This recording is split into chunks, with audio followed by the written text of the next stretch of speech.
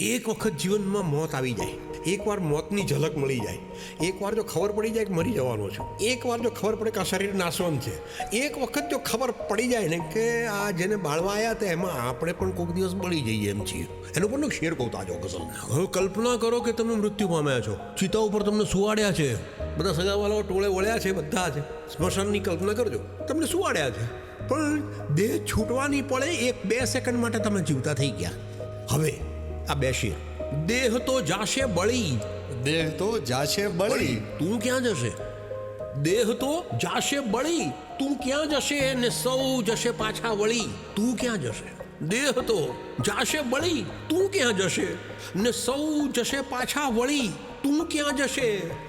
ને રોજ પાછો આવતો તો સાંજના, ઓહો, એ ઘરેથી નીકળી તું ક્યાં જશે?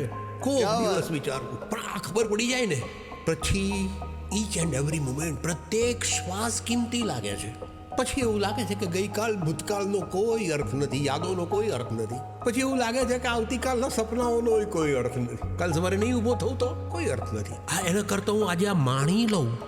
હેલો દોસ્તો, જો હજી પણ તમે અમારી ચેનલને સબસ્ક્રાઇબ નથી કરી તો પ્લીઝ તમે અમારી ચેનલને સબસ્ક્રાઇબ કરવાનું નહીં ભૂલો.